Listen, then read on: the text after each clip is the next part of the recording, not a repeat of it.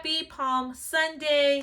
Today is Palm Sunday and I just got back from church. As a recap, I rolled number 11 on the die, which originally was my mood read, any shelf I wanted. But during the week, last week, I actually changed that shelf to be a series shelf because I do want to get through some of my series. So when I rolled, I happened to land on that and it was a new change. So in addition to that, I also had to pick a random color. So that's the color right there that I ended up landing on. And so looking at my series, finding a color that matched that, I found that this book has that. So it's right there in the corner. And so this is The Silent Songbird by Melanie Dickerson. This is part of her Hangin' 9 series. And this is, I think, book 8 or 9. I can't remember. But I'm going to go ahead and read the back to you. So it says, desperate to flee a political marriage to her cousin, King Richard II's closest advisor, Lord Shively, a man twice her age with shadowy motives, Evangeline runs away and joins a small band of servants, journeying back to Glenville, their home village. Pretending to be mute, she gets to know Wesley Lewise, their handsome young leader, who is intrigued by the beautiful servant girl. But when the truth comes out, it may shatter any hope that love could grow between them. More than Evangeline's future is at stake as she finds herself entangled in a web of intrigue that threatens England's monarchy. Should she give herself up to protect the only person who cares about her? If she does, who will save the king from a plot to steal his throne? And so I believe this is a Little Mermaid retelling, and this is Reese's favorite book.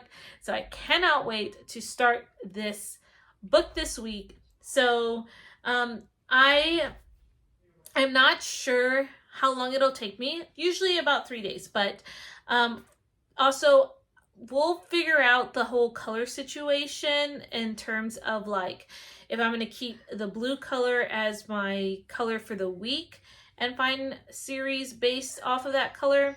But I'll let you know as I'm kind of going through this book. So anyway, I do have a list of books that do have that color. So we might. I'm not sure.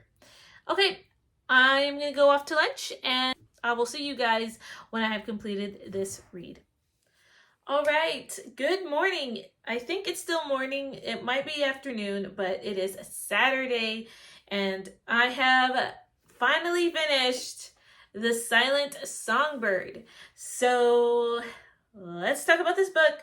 I actually finished this book Friday. I was not in a mood to film, and I think I've actually tried to film, but it was also Good Friday, so I had Good Friday service at my church, so I just kind of pulled it off until today. This week was really busy, so I did not find myself wanting to reach for the book, and it wasn't the book's fault or anything. It was just feeling a little overwhelmed, and I had such a good week last week, and I think just because audio is what I'm wanting to do right now, since I don't want to physically pick up books, I'm noticing that I really just would rather hear an audiobook. So I think that's what it was. But this was a good story. I did enjoy it for a YA book. So as a recap, this story we're following Evangeline, who is the king's ward, and she does have royal blood, but she's technically an illegitimate daughter. And I kind of forgot where in the line, the royal bloodline, I think it's like her grandfather's the king. And so her father is, I guess, a duke, and then she has her mother and her father never married or something like that. So here she is in the castle, and she's about to be betrothed to the king's advisor, who is an older man who previously lost his wife, and he wants to marry Evangeline.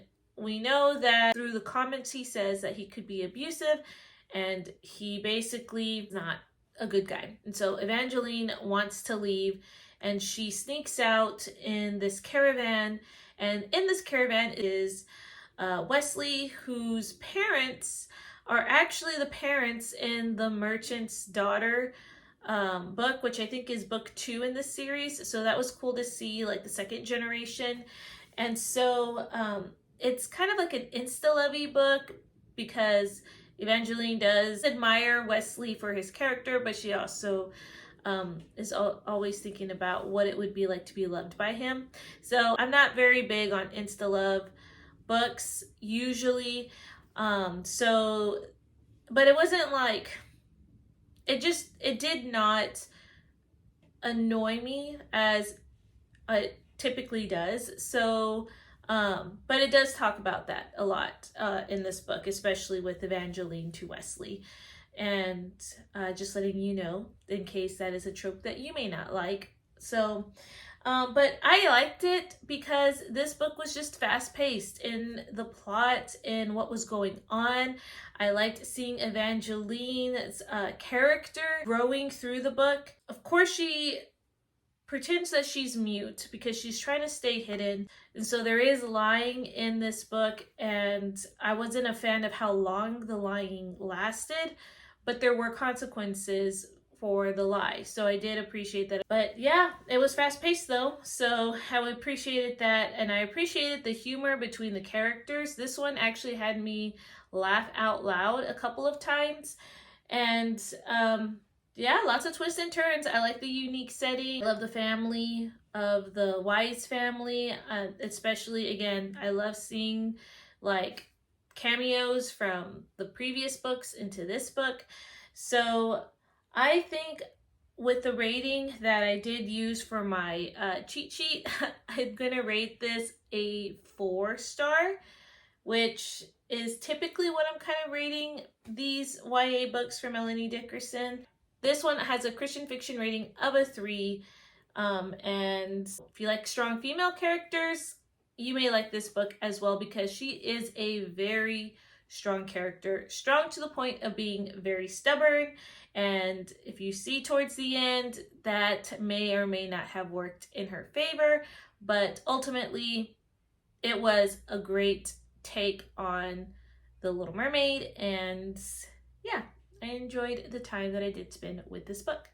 Now, it being Saturday, I decided that I really wanted to pick up this graphic novel because I technically had 2 more to finish this portion of the manga, of the graphic novel series, because I'm not reading the whole series because I really don't care to read the whole series, but there was a portion of this series that I really wanted to finish, and I picked it up so I could review it in this video, as well as it does match the color that I picked for the week. So the one that I picked up was Avatar, and this is, I guess the section of the graphic novel is called The Search, and there's 3 parts to it. That color, by the way, is in the shading in Azula's hand right here. So hopefully you can see that. And it's also, I think, on his arms and forehead. So the Avatar is a series that my husband actually watched growing up, and it was a childhood favorite, and he shared that with me our first year of marriage. One summer we just binge watched the whole series, and we own them, and he shared a bit of his childhood with me, and I actually really enjoyed it. I didn't enjoy every episode because there are moments where it talks about things that, you know, as a Christian, I don't agree with, as far as like the spiritual world. But as a good and evil, like definitely good and evil, like definition, I guess. It does have that in the series. I love Zuko's character arc in that series. I think he's my favorite character, and I just love to see him grow through that. So that's what made the series for me. Him and Uncle Iroh, I really enjoyed.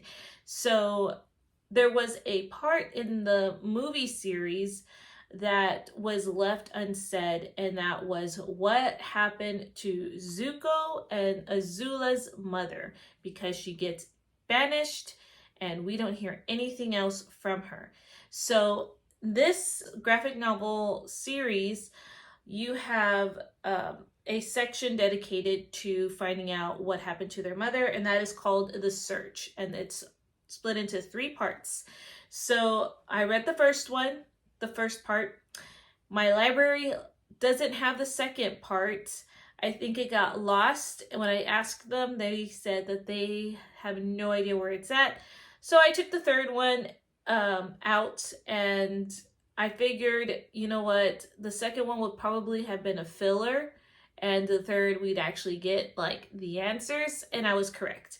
So I read it, and I am glad that I did, because it did fill in some gaps, some holes. Again, now that I'm reading it, I haven't watched the series in a long while, but this book does really talk about like the spirit world a little bit. So I, reading it now, kind of felt, I don't know, a little uncomfortable with some of the things that were talked about in there. At least with one of the figures that's in there is kind of creepy. But finding out about the mother was just all I was wanting, and I did find out. And but I will say though, I felt like it was a little selfish at first, but the ending though, I think the mother kind of realizes that it was selfish. But yes, hope that makes sense. But I can successfully check off this from my series, and I'm kind of wanting to rewatch the movies again just to see, like, I don't know, it's kind of putting me in that mood. But I'm also a little nervous because when I watched it, I had such great memories, but I'm a little nervous that if I rewatch them again, I may not like it as much anymore. But we'll see. Definitely some episodes I could skip over, but usually all of Zuko's episodes I love, so especially seeing him grow. Okay, I'm done talking about the Avatar series. If you've seen it, let me know. And now I am about to show you what I'm going to be reading for next week.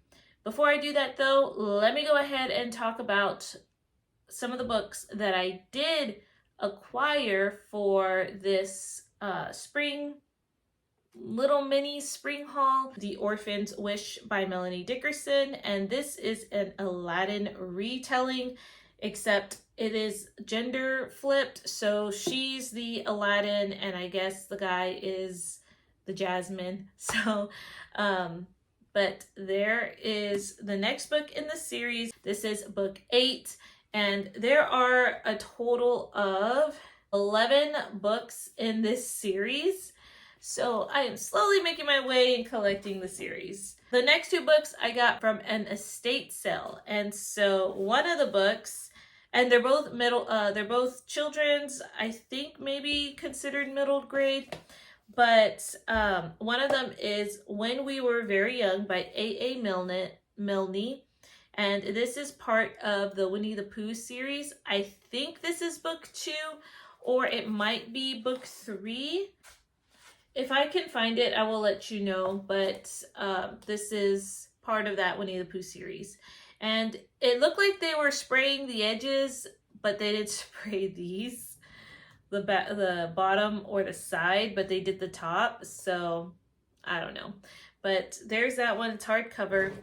And the other one I have is Jack and Jill by Louisa May Alcott. And this says it's a junior deluxe edition, but it's kind of cool because it has Jack and Jill printed on both sides. And it's got that in the covers, in pages. And it also is sprayed up here, but it looks like it just did not get sprayed down there. So, oh, but it has this really pretty like illustration. I wonder if they all have illustrations in here. Okay, yeah, we have some illustrations in there. So this is sweet. I love it. And it's going to be a part of my children's library. I think this one's got mini illustrations as well. So, yeah, it's cute. Okay, the last one that I'm going to show you is I got this at Goodwill, and this one is Francine Rivers' Leota's Garden, and I will read this one to you. On the back it says, once Leota's garden was a place of beauty where flowers bloomed and hope thrived. It was her refuge from the deep wounds inflicted by a devastating war, her sanctuary where she knelt before a loving God and prayed for the children who couldn't understand her silent sacrifices. At 84, Leota is alone. Her beloved garden is in ruins. All her efforts to reconcile with her adult children have been fruitless. She voices her despair to a loving Father, her only friend. And I'm going to stop there. So, we'll see. Okay. That was my little mini haul. And, yeah, I will flip you around and we're going to see what shelf we're going with this week. And yeah, I'm hoping for a good one. So let's flip you around. Okay, so here is the die. Let's go ahead and see which shelf we're going to. And it rolled off. Sorry about that, but it is a 4, and I'm actually a little nervous about that one, guys, because I think that is my nonfiction shelf. Let's see. Oh no. Okay, it is a classic. Great. It's a classic shelf. Okay, so I flipped you back around, and as you saw, I got a 4, which I thought was my nonfiction shelf, but it is a classic shelf.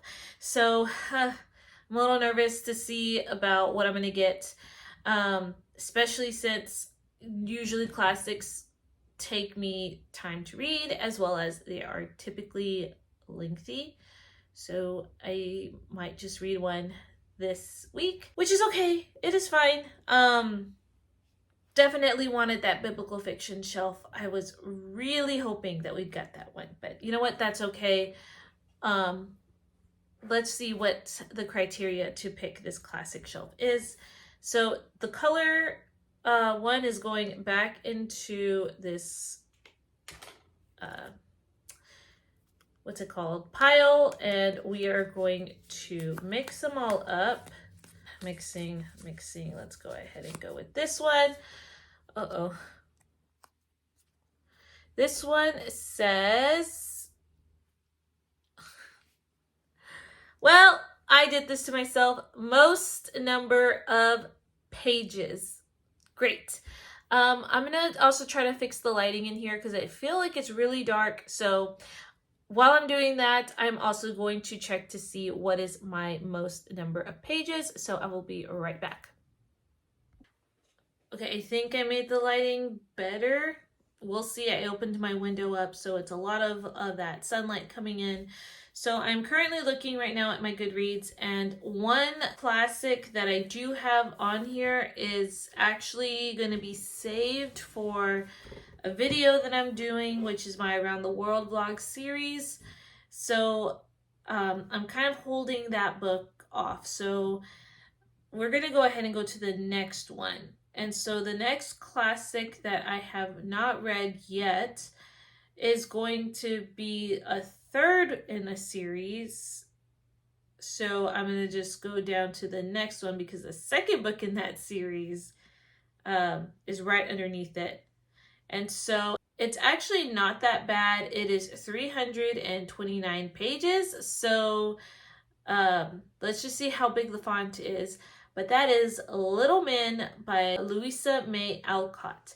And I love the Little Woman book. It was so heartwarming. It is my favorite. I've already reread that book twice. So this one is Little Men, and you're going to follow the second generation, and I'm happy that we got that, and I'm actually happy that it's only 329 pages. But again, it depends on how big the font is. So that one will work, and if I actually complete this one, it looks like the next book would be the third book in that series, thus completing the Little Women series. I'm hoping you guys are having a great rest of your week. I will see you guys in another video. Bye.